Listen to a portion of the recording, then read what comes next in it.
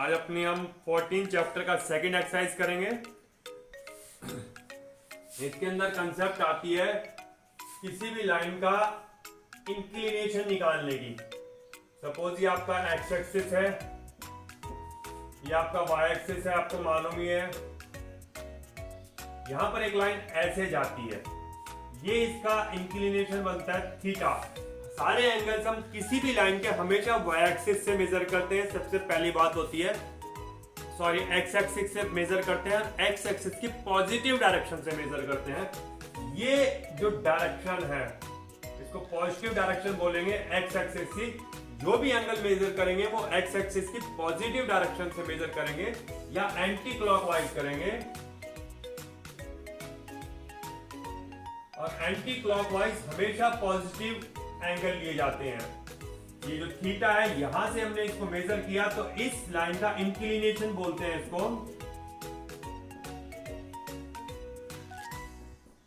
समझ रहे हैं? ये जो लाइन है इस लाइन के लिए ये एंगल थीटा इस लाइन का इंक्लिनेशन है और ये हमेशा एक्स एक्सिस की पॉजिटिव डायरेक्शन से मेजर किया जाएगा।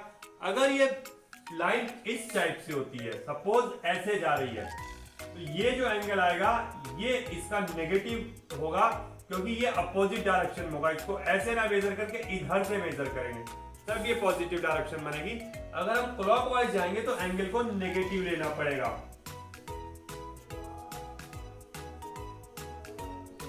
अगर हम क्लॉकवाइज जाएंगे तो एंगल को नेगेटिव लेना पड़ेगा या इधर से ही मेजर करेंगे, उसको ऑब्ट्यूज बनाना पड़ेगा।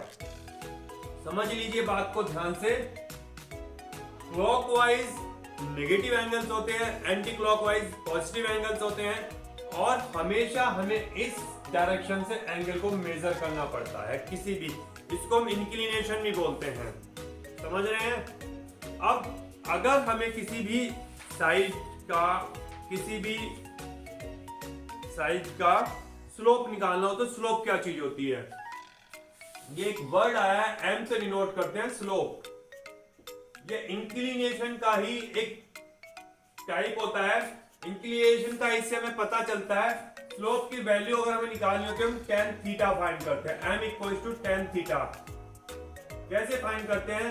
ये अगर आपने एंगल निकालना है, ये आपका y एक्सिस, ये आपका x एक्सिस, यानी कि y अपॉन x लेते हैं और y अपॉन x ट्रिग्नोमेट्री के अकॉर्डिंग परपेंडिकुलर अपॉन बेस जो होता है tan होता है, इसलिए स्लोप मींस tan थीटा होता है। tan theta means perpendicular upon base होता है। उसके बाद किसी ऐसी लाइन का स्लोप निकालना हो जिसके ऊपर दो पॉइंट्स गिवन हो। इसके ऊपर एक पॉइंट x1 y1 गिवन हो, एक पॉइंट x2 y2 गिवन हो, तो इसका स्लोप कैसे निकालेंगे? सपोज ये x1 y1 है, ये x2 y2 है, तो इसका फार्मूला होता है y2 minus y1 upon x2 minus x1. Slope of the line that passes through the 2 points y2 x1 y1 and x2 y2. समझ रहे हैं? स्लोप निकालने का मेथड, अगर किसी लाइन पर दो पॉइंट दिए हुए हैं तो y2 minus y1 upon x2 minus x1, where x1 y1 and x2 y2 are the points on which line passes through. Next हमारे पास है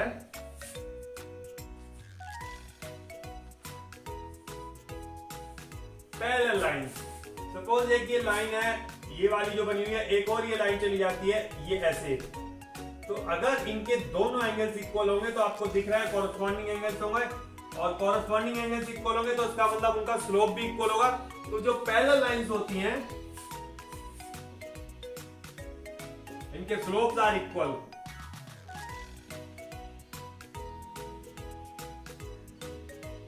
ठीक, एक्स एक्सिस का अगर हम स्लोप निकालना चाहें तो इसके ऊपर बिल्कुल यही मेजर तो कर नहीं पाएंगे, यही लाइन होगी, तो tan थीटा हो जाएगा स्लोप ऑफ एक्स एक्सिस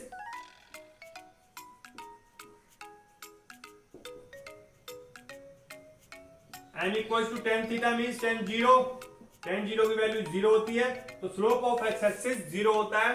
ऐसे आप स्लोप ऑफ वाई एक्सिस निकालना चाहते हो स्लोप ऑफ वाई एक्सिस कैसे निकालेंगे? ये स्लोप ऑफ वाई एक्सिस, ये 90 डिग्री एंगल है तो tan 90 हो जाएगा। That means not defined. Slope of y axis not defined हो जाता है। पहले लाइन से स्लोप आपको पता चल गया इक्वल होता है। अगर आपने परपेंडिकुलर लाइन का स्लोप निकालना हो,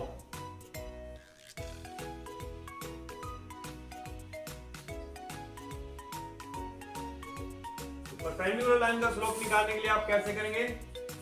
ये आपकी एक लाइन, एक ही लाइन आपकी, तो परपेंडिकुलर लाइन का स्लोप का फॉर्मूला बनता है आपका -1/m। अगर आपको स्लोप दिया हुआ है इस लाइन का m, तो परपेंडिकुलर लाइन का हो जाएगा -1/m। यानी कि दो परपेंडिकुलर लाइन के स्लोप का जो प्रोडक्ट होता है वो -1 होता है। m1 अगर एक का स्लोप हो, दूसरी का स्लोप m2 हो, तो इनका प्रोडक्ट -1 आता है। समझ रहे हैं? टू परपेंडिकुलर लाइंस अगर आपको गिवन है तो उनके स्लोप का प्रोडक्ट -1 होता है। या ऐसे कह सकते हैं, अगर एक का स्लोप 3 दिया हो तो दूसरी का स्लोप -1/3 होगा। किसी का स्लोप 1/5 माइनस का होगा तो इसका स्लोप परपेंडिकुलर लाइन का 5 होगा। और अगर पैरेलल हो तो 3 है तो 3 होगा, 1/5 है तो माइनस का 1/5 होगा। ना साइन चेंज होगा ना क्वांटिटी चेंज होगी। पैरेलल लाइन से slopes are equal, perpendicular lines के स्लोप्स का प्रोडक्ट -1 होता है।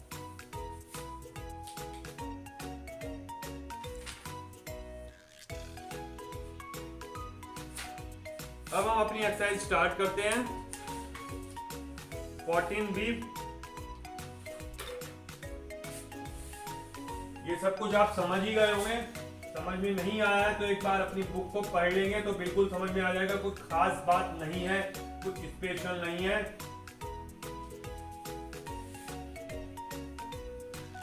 और अभी कुछ क्वेश्चंस करेंगे तो बातें और क्लियर हो जाएंगी, कंसेप्ट और क्लियर हो जाएंगी। प्रॉब्लम्स को करना आप सीख जाएंगे तो आपको इजी हो जाएगा। क्वेश्चन नंबर फर्स्ट है, find the slope of a line whose inclination is. Angle दिया हुआ है, सिंपल क्वेश्चंस हैं। मान लेते हैं किसी का 30 डिग्री एंगल दिया हुआ है तो इसका स्लोप क्या होगा? tan 30। tan 30 की वैल्यू अगर आपको याद है तो 1/√3 होती है। ठीक, फिर आपको दिया हुआ है find the inclination of the line whose slope is. अब स्लोप दिया हुआ है और इंक्लिनेशन पूछ रहे हैं, यानी कि n = √3 दिया हुआ है और m होता है हमारा tan थीटा = √3 हो गया। tan में √3 किसकी वैल्यू होती है? tan 60 की होती है। दैट मींस थीटा = 60 डिग्री आ गया। यही हमारा इंक्लिनेशन होता है थीटा। ठीक है। Question number third, find the slope of the line passing through the following pairs. अब कह रहे हैं -2 3 एक पॉइंट और दूसरा पॉइंट 1 2। यहां से स्लोप निकालना है इस लाइन का। जब दो पॉइंट से स्लोप पास करता है तो उसके लिए मैंने आपको फॉर्मूला बताया है y2 - y1 x2 - x1। ये आपके x1 y1, ये x2 y2। तो स्लोप का फॉर्मूला लिखते हैं y2 - y1 x2 - x1। That means y2 आपके पास है 2 और x2 आपके पास है, सॉरी पहले y1 है 3 और x2 आपके पास है 1 एंड x1 है आपके पास माइनस माइनस प्लस हो जाएगा 2। 2 - 3 मींस -1, 1 + 2 मींस 3।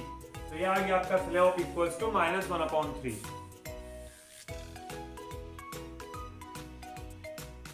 क्वेश्चन नंबर 4 है, find the slope of the parallel line. दो पॉइंट गिवन है, उससे नॉर्मल स्लोप निकालेंगे हम y2 - y1 x2 - x1 का फार्मूला लगा के। और पैरेलल लाइन के स्लोप क्योंकि इक्वल होते हैं तो वही आंसर हमारा दूसरी पैरेलल लाइन का भी होगा, तीसरी पैरेलल लाइन का भी होगा।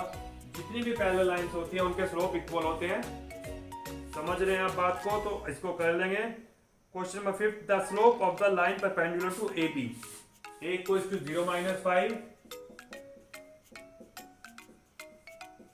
and B = -2 4।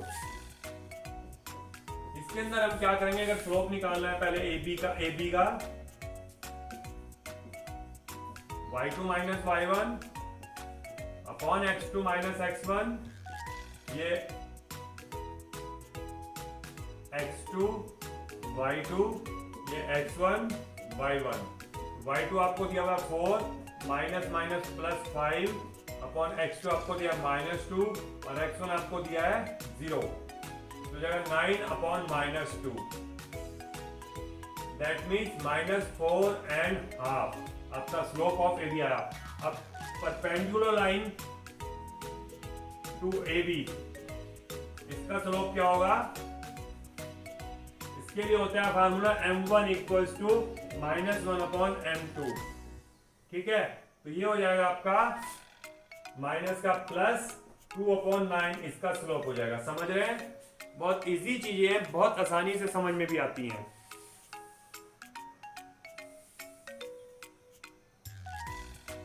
नेक्स्ट क्वेश्चन देखेंगे।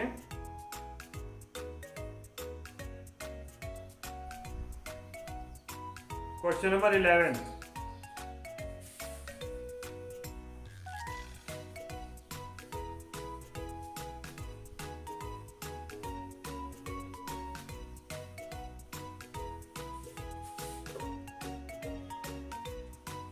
Question number 11 given is show that the points P, A, B plus C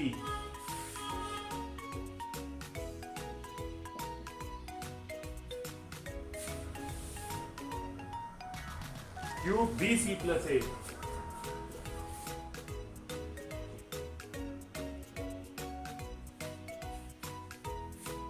and R, C, A plus B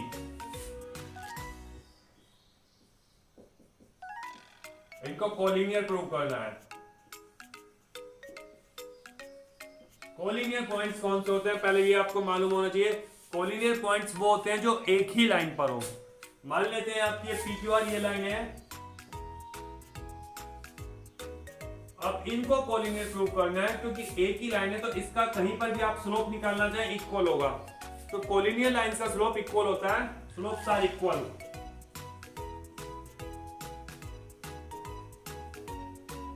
और स्लोप निकालने का फॉर्मूला हमारे पास होता है m equals to y2 minus y1 upon x2 minus x1। तो हम यहां से इन दो का स्लोप निकालें, फिर इन दोनों का स्लोप निकालें। अगर स्लोप इक्वल्स आते हैं तो हमारी लाइंस कोलिनियर होंगी। चलिए निकालते हैं PQ का स्लोप।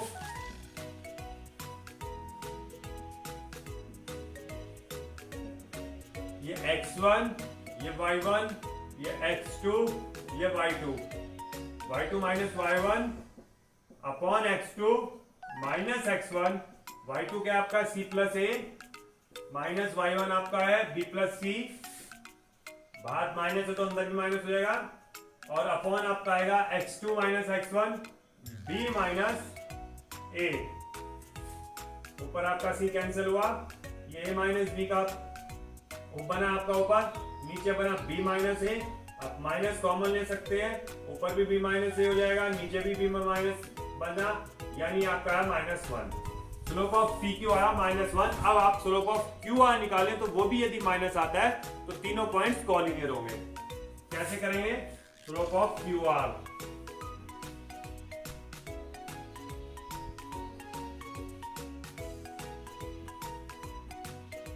अब ये हमारे x1 y1 हो जाएंगे और ये हमारे x2 y2 हो जाएंगे। ठीक है, फॉर्मूला वही y2 minus y1 upon x2 minus x1। y2 की value a plus b, y1 की वैल्यू c प्लस a, बाहर माइनस करेंगे तो a का साइन भी चेंज हो जाएगा, अपॉन x2 c और माइनस x1 b। ऊपर आपका a कैंसिल हो रहा है, b प्लस c बचता है, नीचे बचता है c माइनस b, ऊपर आप b माइनस c बचा हुआ है, ऊपर आप माइनस कॉमन ले लेंगे तो ये हो जाएगा c माइनस b, नीचे भी आपका c माइनस b है, पूरा ब्रैकेट कैंसिल हो जाएगा, बचेगा -1। PQ और QR का स्लोप आ गया, slope of PQ equals to slope of QR equals to -1, hence points PQR are collinear. कंटेन करते हैं।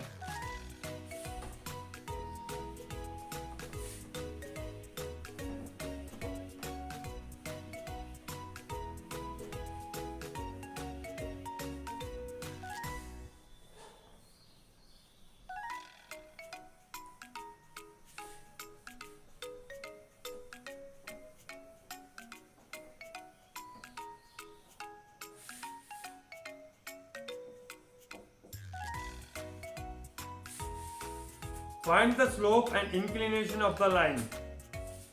सेकेंड पार्ट करते हैं इसका। a equals to 0 and under root 3 and b equals to 3 0।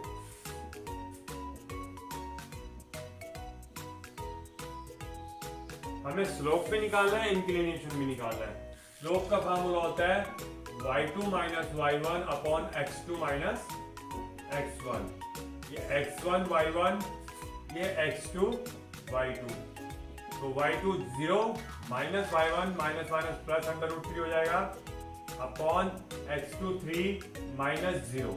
ये आपका under root 3 upon 3, that means 1 upon under root 3। ये आपका स्लोप आ गया।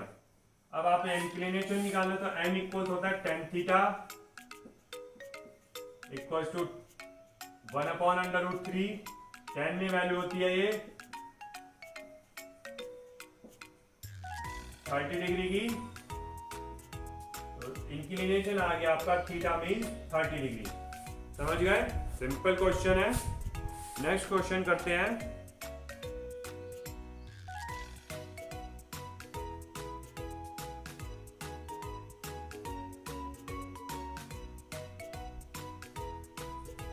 Question number 21.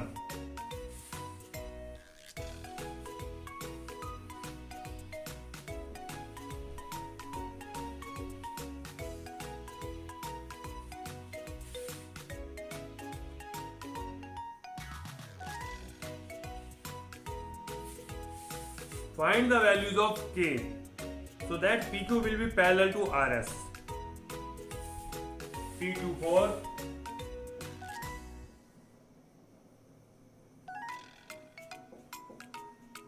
and Q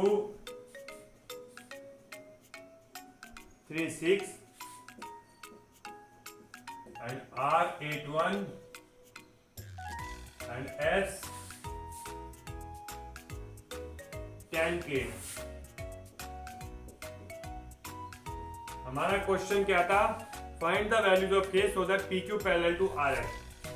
PQ parallel to RS, इसका मतलब हुआ स्लोप ऑफ PQ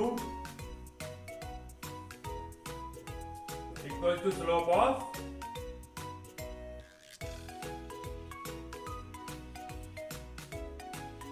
RS, क्योंकि पैरेलल लाइन से स्लोप इक्वल होते हैं। अब स्लोप ऑफ PQ कैसे निकालेंगे? इसको x1 मानेंगे, इसको y1 मानेंगे, इसको x2 एज्यूम करेंगे, इसको y2 एज्यूम करेंगे, तो ये हो जाएगा y2 minus y1 upon x2 minus x1। y2 आपका 6, y1 आपका 4, x2 आपका 3 एंड x1 आपका 2। ये हो जाएगा 6 माइनस 4 2, 3 माइनस 2 1। अब आप निकालेंगे स्लोप ऑफ RS। RS के लिए x1 y1 x2 y2, formula y2 minus y1 upon x2 minus x1। y2 की वैल्यू आपकी k एंड y1 की वैल्यू 1 अपॉन x2 की वैल्यू 10 और x1 की वैल्यू 8। ये हो गया k माइनस 1 अपॉन 2, यानी कि ये हो जाएगा 2 to the 4, k minus 1 equals to 4 और k equals to 1 plus 4 5। Value of k आ गई आपकी 5। एक्सरसाइज का लास्ट क्वेश्चन था ये। एक्सरसाइज फिनिश हो गई है। आगे बढ़ेंगे, नेक्स्ट एक्सरसाइज करेंगे कल। इसकी प्रैक्टिस कीजिए, बहुत इजी क्वेश्चंस है, आसानी से हो जाएंगे। Have a nice day, good bye.